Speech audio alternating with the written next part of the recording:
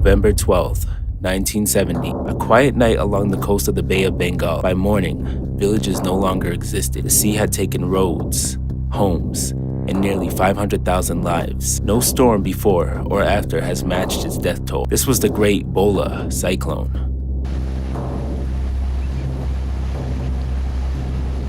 One of the deadliest hurricanes humanity ever faced. What a lot of people don't know is that the start of this hurricane was anything but deadly. It didn't begin as a monster.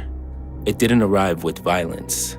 In fact, at first, it looked like just another ordinary storm forming over the Bay of Bengal, something this region has seen many times before. And yet, the reason this hurricane would become so deadly was not because it was the strongest storm ever recorded. The reason was far simpler and far more terrifying. But before we get there, we need to understand how this storm even began its way towards becoming the deadliest hurricane known to humanity. To do that, we have to go back a few days earlier, back to a time when life still existed normally, in the place that would soon be erased. Along the low-lying coast of East Pakistan, what is now Bangladesh, daily life moved on as usual. The land here was flat, made of rivers, islands, and muddy ground barely above sea level. Entire communities lived only a few feet above the ocean, surrounded by water on all sides. Homes were simple, built from bamboo, mud, and tin. They were never designed to face a wall of seawater, but no one expected one to come. Fishermen went out to sea like they always had. Markets stayed open. Children played near the shoreline as the sun dropped into the horizon.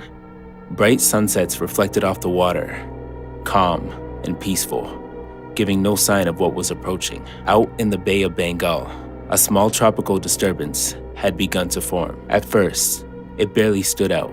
Storms formed in this region every year, especially during this season. Weather monitoring was limited, and what little information existed moved slowly. As the days passed, the storm slowly strengthened. Air pressure dropped, winds increased.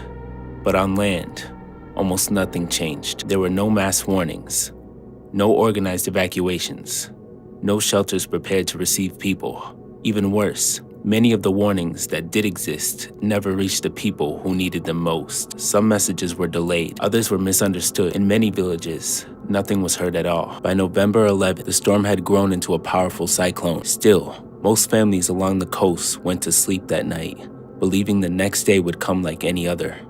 They didn't know the storm would arrive under the cover of darkness. They didn't know the ocean would rise faster than anyone could run. And they didn't know that one simple failure, not nature alone, was about to turn this storm into the deadliest hurricane humanity has ever faced. Time and again, they've ravaged India, Bangladesh, and their neighbors. One such cyclone in 1970. As November 12th began, the storm was no longer just forming, it was moving fast. And it was aimed directly at the most vulnerable coastline on Earth. Satellite estimates at the time suggested winds of over 115 miles per hour, and the cyclone was advancing at roughly 20 miles per hour, giving people almost no time to react. By the early evening, the wind had already begun to change. It no longer came in short bursts. It pushed steadily, bending trees and rattling the thin walls of coastal homes. Rain followed soon after, heavy and constant, soaking the land before the storm had even arrived. Out at sea, fishermen were already in trouble.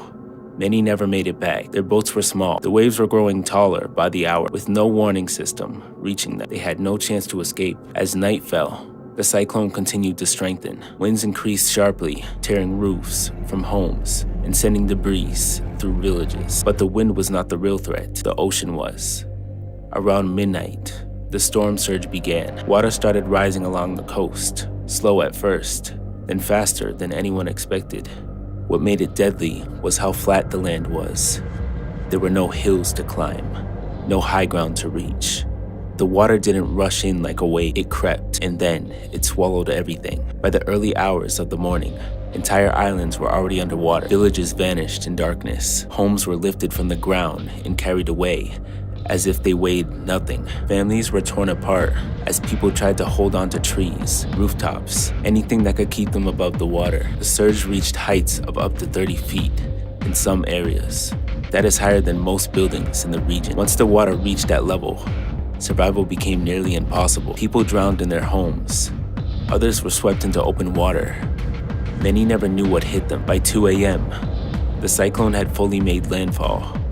Winds screamed across the delta, but the water had already done its work. Entire communities were gone, and still, the storm kept pushing inland. By dawn, the cyclone began to weaken, but the damage was complete. Where villages had stood the night before, there was only water, debris, and silence.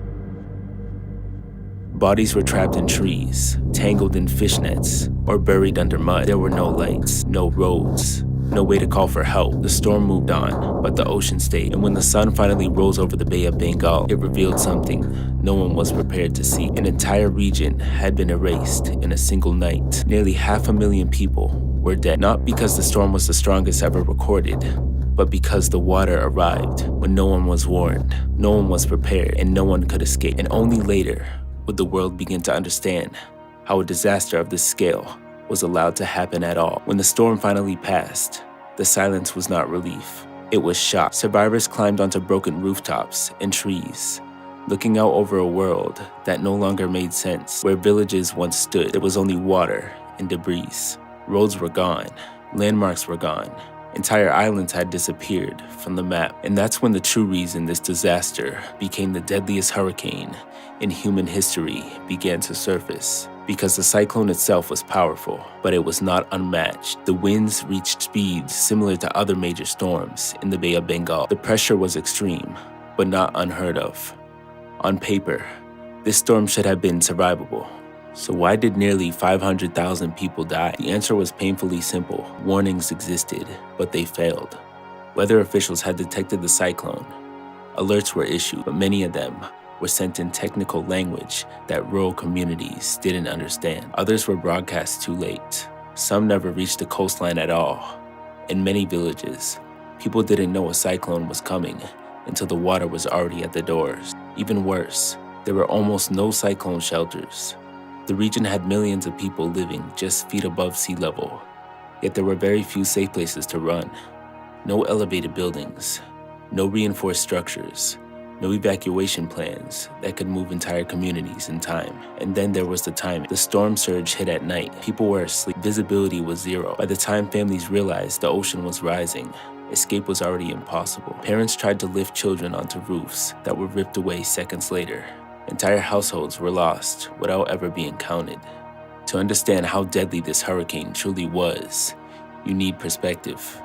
In the history of that entire region, no single disaster had ever come close to this scale. The Great Bhola Cyclone killed more people in one night than all the other hurricanes combined in that area for decades. No storm before it, and none since, has ever matched its death toll. This was not just the deadliest hurricane in the Bay of Bengal. It was the deadliest tropical cyclone humanity has ever recorded. And the tragedy didn't end when the water stopped. In the days that followed, survivors faced hunger, disease, and complete isolation. Crops were destroyed.